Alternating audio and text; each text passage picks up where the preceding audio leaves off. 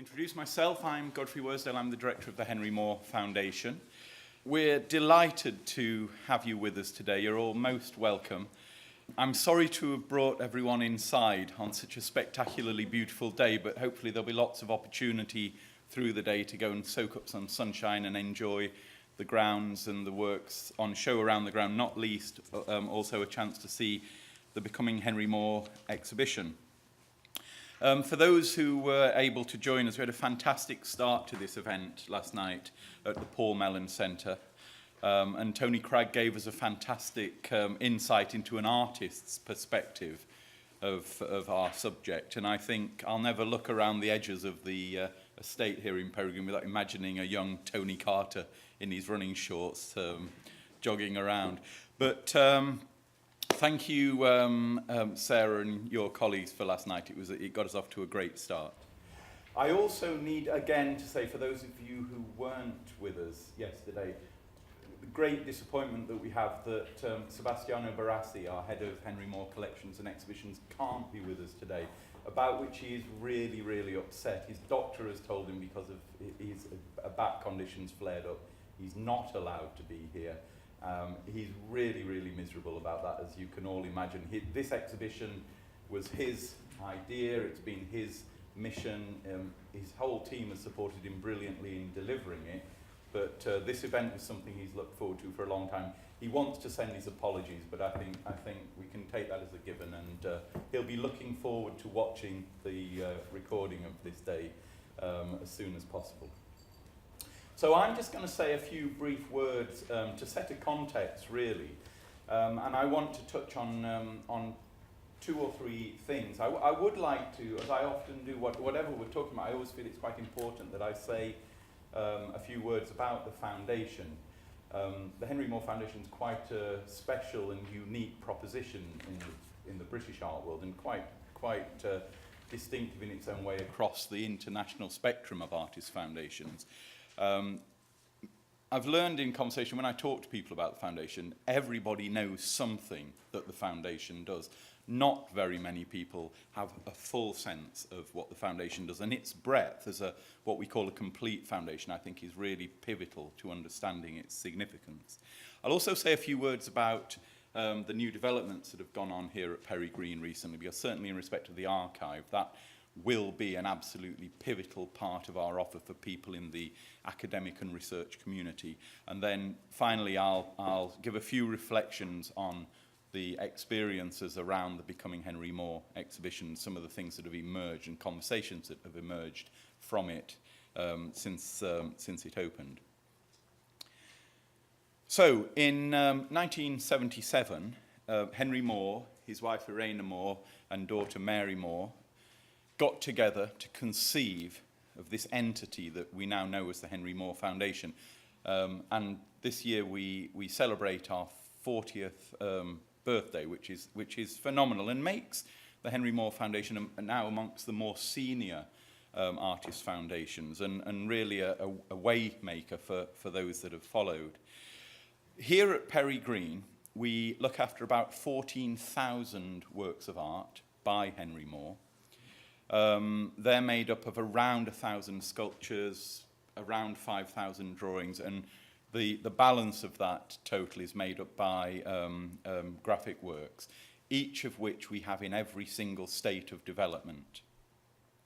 We look after an enormous archive of material relating to Henry Moore's work and life that grows and grows and grows and approaches, I think our best guess is that it's approaching now 1 million items. We look after several studios, each of which define a different aspect of the artist's practice. We also have represented the artist's home, Hoglands, and in collaboration with the family collection, we're able to present the objects that the artist and his family lived with to really create an authentic sense of that context. We run a major loans program internationally. It's astonishing to me just to reflect back on the last few months the first few months of this year, where we've had 7 exhibitions running simultaneously around the world, all of which we not only do we loan works, but we invest an enormous amount of curatorial guidance and support. We're a relatively small team, but the demand, I'm very happy to say, for Moore's work nationally and internationally is so strong that we need to continue to work to meet it, and wonderful partnerships emerge in that endeavour. We also have another interesting activity that takes place here around authenticating works. Moore had a very long and productive life, and there are many, many works that are certainly by his hand, but any artist of Moore's status, inevitably the world will start to fill up with things that would like to purport to be by Moore, and we have the delicate challenge of helping to determine where authentication ought to be or ought not to be given. Other people in the room may be less familiar with Peregrine, more familiar with the Henry Moore Institute in Leeds. I think the establishment of the Henry Moore Institute is really critical to this whole day, really, and it's because whilst it is a centre for the study of sculpture, it is not specifically about Moore, his work and his legacy. It's about the history of sculpture and the context that Moore entered into. And I think it's indicative of the way that Moore saw the history of sculpture, that is so crucial to be able to see the history of sculpture interacting with itself. So it was established as a centre of study for sculpture. There is an exhibitions programme that really forms a kind of visual manifestation of that research culture, an active research programme which I know some of the colleagues in the room today have been able to contribute to and benefit from. We're a very eager collaborator with universities around the country and around the world, and we help to support postdoctoral research, sometimes in Leeds and sometimes embedded in universities elsewhere. We have one of the very, very best libraries for the history of sculpture in the world. With Leeds City Council, we've developed an astonishing archive of sculptors' papers, and we support Leeds City Council in the development of its exceptional collection of sculpture. Mainly, the majority of it is works from the last century, and we continue to work closely with our colleagues in Leeds Art Gallery to make sure that collection is known about, is seen, is loaned out, and importantly, is developed. And then the third leg of the Henry Moore Foundation stool, which often a completely different constituency of people are aware of and interested in and occupied by, is our grants giving programme. Now, since the foundation began, we've given in the region of 34 million pounds. The consequences of that, I use the word advisedly, but that investment into the visual arts is colossal. And I think if you start to look at some of the hugely important contemporary artists of the day, they all remember this critical moment in their early careers. I'm talking about people like Anthony Gormley, who now is another British artist who has an international profile, but he remembers the moment that the Henry Moore Foundation intervened to support the development of his career, and acknowledges absolutely without that, his career would have been somewhat different, somewhat less, would have developed less quickly. And I think when you extrapolate that over I think more than a couple of thousand artists now who've benefited from the foundation's support, what that has done for British art is very, very difficult to estimate. And if we can genuinely recognise Henry Moore as being the first truly international British artist in his own lifetime, who saw himself in an international context and worked internationally, he has really enabled generations of subsequent artists to tread that path, and that's critically important. So we see ourselves as the complete foundation. Many foundations do bits and pieces of that work. Very few attempt to do it all. Our capital project, which was completed recently by Hugh Broughton Architects, has changed Peregrine a significant amount, but I hope that everything that we've all loved and enjoyed about Peregrine in terms of its authenticity is retained. But we're now able to welcome our guests in perhaps a 21st century way, to offer the facilities that people expect in terms of shop, cafe, and event space. But importantly, in the context of this discussion, we are on the cusp of being able to launch into useful availability our archive. All those items I mentioned, photographs and letters and records and documents that itemize Henry More's lifetime, will be available to researchers. And it's absolutely crucial to me that with you as the research community, the interested community, we work together to really make sure people are aware of this phenomenal asset. And now it's going to be housed properly, correct conservation conditions, easily accessible. We really do want to encourage over the coming years to make this a place of scholarship and research, so we can continue to spread well beyond the tightness of a specific artist's career, but looking at the impact of More in all kinds of social history as well as art history. I think if we can engage more universities and bring more postdoctoral research to Peregrine as well as the Henry Moore Institute, the investment in our archive will make more and more sense. Becoming Henry Moore, I think all the things I just talked about mark out a critical facet of the Henry Moore's character and subsequently the Foundation's character, which is wrapped up in a kind of generosity that understands that if you feed the context in which you give and you enable your context to grow and be stronger and better, it will invest back into you as an artist or into you as a foundation. And I think we can really look today, and I hope we'll hear today, of lots of instances where Henry Moore found opportunities and benefited from opportunities that key people gave to him. Of course, there were no artist foundations to apply for, but there were scholarships, there were opportunities, there were ex-servicemen's fundings for study that Moore benefited from.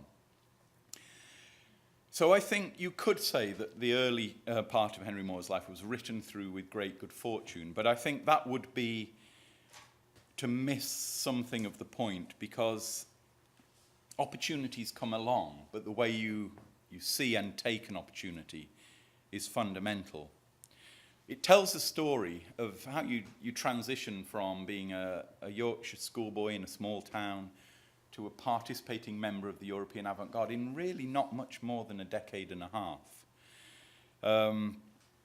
But there were too many great leaps forward for it to have been a string of good fortune. Yes, he had a school teacher who subscribed to art magazines that talked about the international avant-garde. Yes, he was lucky enough to be able to go to Leeds College of Art, and in the same city, Michael Sadler, one of the Times' best collections of avant-garde European art, was Vice-Chancellor at the university in the same city. But as any of us will remember, at that time in your life, to be able to meet and engage with and talk to and learn from the Vice-Chancellor of a university just because they happen to be in the same city takes a certain kind of interest, a certain kind of confidence.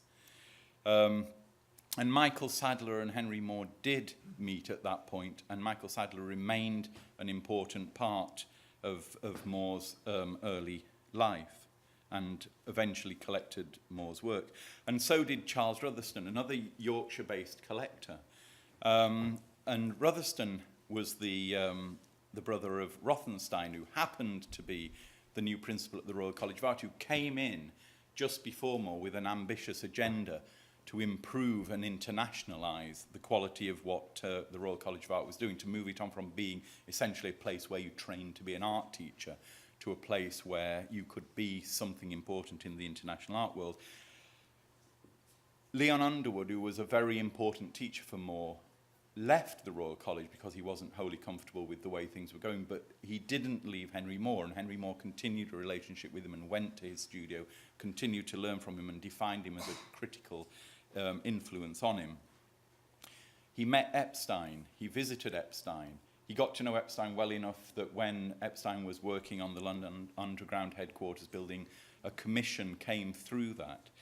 And I think it's quite important to understand that these people did help Moore, but they saw his prodigious talents, they understood his absolute commitment. They saw he was willing to accept the norms. He was willing to challenge the accepted norms, but at the same time, he did invest himself in succeeding in the Royal College, as well as investigating other areas outside. He very quickly understood the art world and the way it worked. He chose the right people to learn from. That's a critically important part of the story. And he knew how to take an opportunity when it arose. He also, critically for me, he understood sculpture existed as a trans-historical international art form. It wasn't simply about being an early 20th century British practitioner. And as a result, by the time we get to the end of the 1930s, he's had solo exhibitions, he's been given public commissions, his work's already in public collections, he's invited to represent Britain in the Venice Biennale, and international attention is drawn to him.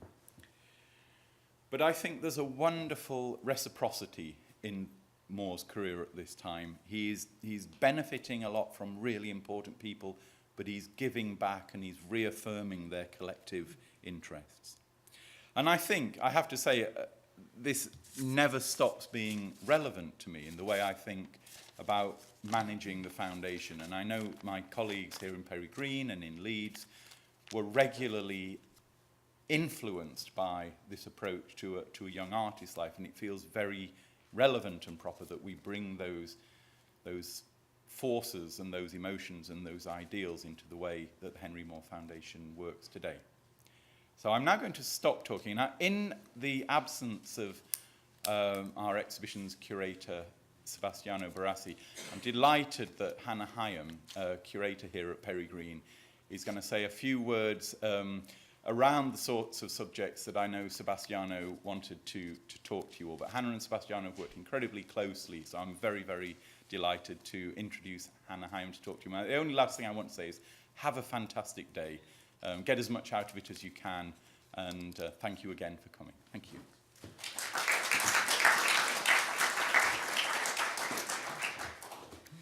Hello. And welcome. Really, I'm so thrilled that so many people are here, and I also wanted to extend my thanks to the Paul Mellon Centre and to Sarah in particular, to John Wood, who's the three of us have been working very closely to bring together this constellation of fantastic speakers that we will hear through the course of the day, and my thanks to them too. You'll be pleased to know that I am not intending to speak for very long, and that because Godfrey has already given a very kind of comprehensive, actually, overview of some of the aims and ambitions and key sort of moments in this early period of Henry Moore's career, which we are examining in the Becoming Henry Moore exhibition, he's sort of let me off the hook, rather, to explaining it much further. But one thing I did want to do was to pick up on some of those really interesting kind of things that Tony Cragg was talking about last night. Tony had us thinking really about the trajectory of his artistic career, and indeed, of course, that of Henry Moore, and perhaps, you know, that of an artist more generally. And this sort of began with this consideration of his precursors, those people that, you know, loomed large in the history of art and sculpture. The current debate, this sort of notion of, you know, people were making things out of steel, or they were making things, you know, there was this discussion of the ready-made invention, and then also this sense of retaliation against those precursors, or against other. It seemed quite, we talked about a very sort of violent, almost atmosphere of artistic debate, which was really fascinating. And I think the discovery then of one's own artistic vision or artistic language in this sort of environment of, or cross-current of influence and education was really kind of came through strongly in Tony's talk. And it is exactly that, that process and those considerations that characterize the exhibition Becoming Henry Moore. So two of the main themes that I personally took away from Tony's talk last night was this sense of materiality and of art history. These two assert themselves very strongly in the exhibition, not only because of the actual material content of the show, which, as you will see later, ranges from sketchbooks and notebooks that Moore would kind of pop in his pocket and take to the big British Museum and spend hours poring over, to plasticine and wood, and his kind of championing of native British stones like Mansfield and Horton stone. Not only is this actual material content and its range and its variety very kind of telling, I think, but this idea that this body of work is asserted at this time into the world. And in thinking about what Tony was saying as this sort of, your artwork is an extension of yourself. So if we think about that body of work sat over there in that exhibition as an extension of more in these very, very, very sort of kind of fertile years of him experimenting and him kind of becoming Henry Moore, it sort of started to kind of tie in with things that I know that Sebastiano was keen to talk about. The show and the origins of the show was established long before I began work here, just over a year ago. In fact, I think Tanya Moore's in the audience today. I can't spot her. But Tanya worked very closely with Sebastiano on the sort of early research and early kind of juggling with ideas of how to tackle this period. And I think notions of juvenilia for Sebastiano was one of these kind of themes that he wanted to interrogate a little bit. A concept of juvenilia as something maybe that did a disservice to this body of work, which is not just, it's not to be disregarded or to be considered lesser than the mature work, which I think is a problem that's often thought about when we consider artists' careers as in their entirety. But actually that this youthful experiment was something to be celebrated, but also it was juvenile only because it was early work and not because of any aesthetic quality or value in it. And that actually what you will see is more establishing those central themes that will become important throughout his career. So I have just, I think, about 4 slides, you'll be pleased to know. I didn't want to sort of reassert this thing that Tony had kind of dismissed almost, that we would talk about the social history of Moore as this sort of, Yorkshire schoolboy made good. But nonetheless, I wanted to set out the parameters of our show.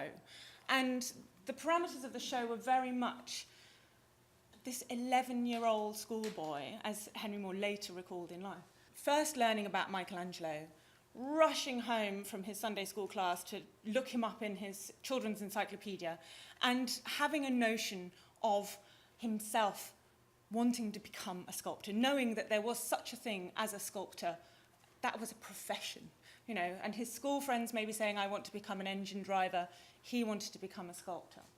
So from, Castleford, from the small town, the show then kind of takes us right through to, as Godfrey was saying, 1930. He's in London.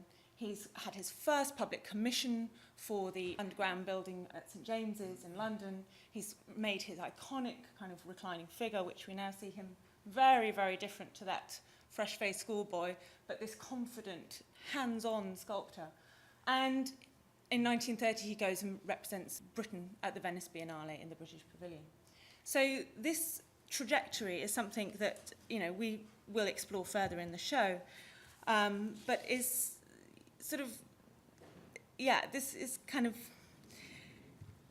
sense of art history, I think, comes through this, and this kind of what Godfrey was indicating, this global art history, begins with sort of this, ties in with these notions of juvenilia where he is exploring his predecessors, he is excited by Dürer, by Turner, by Beardsley, and is sort of working in their style, so to speak. And that becomes a revelation for those people who know Moore as, as we have come to know him in his sort of maturity.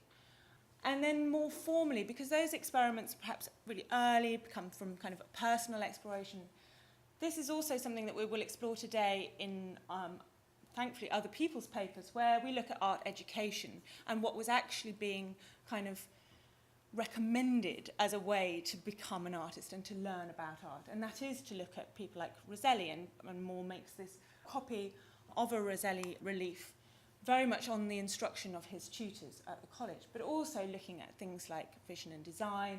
And I mean, for me, it was so striking that he was looking at El Greco, and the thing that we all, well, most love about El Greco, I guess, is the colour, is that lurid vibrancy of his colour. But because he was seeing these things in black and white reproduction, Moore takes a very different kind of, something very different away from that, and that is form. And these things that look a little bit like Wyndham Lewis and a little bit, he's absorbing all of these influences, and of course, very famously, non-Western influences as well. They extended, yes, far beyond this Western canon. And themes of primitivism and truth to materials that come through this idea of materiality and idea of art history are things that I hope we will kind of explore further in the papers today.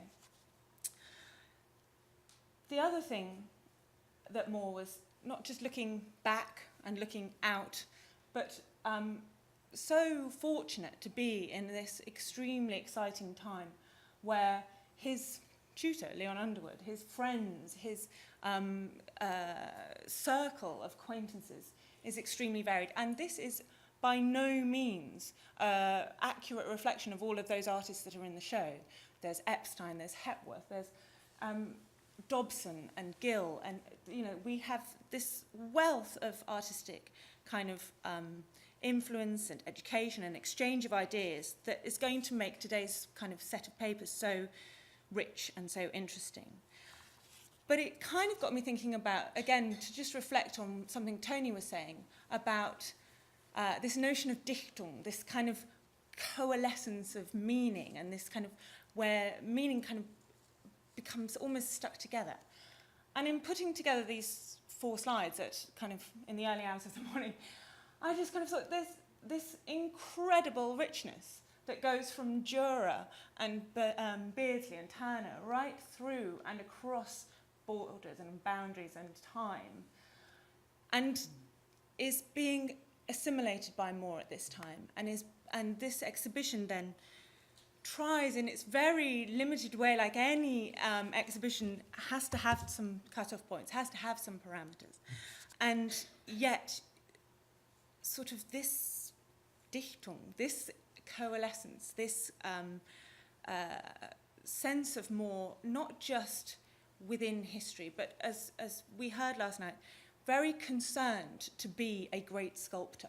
He was aware, he was very aware, keenly aware of his place within art history, and perhaps then had this notion of posterity that we heard about, where he knew that, you know, or he maybe just had that ambition that he would be setting up a foundation in 40 years' time, and that his work would outlive him.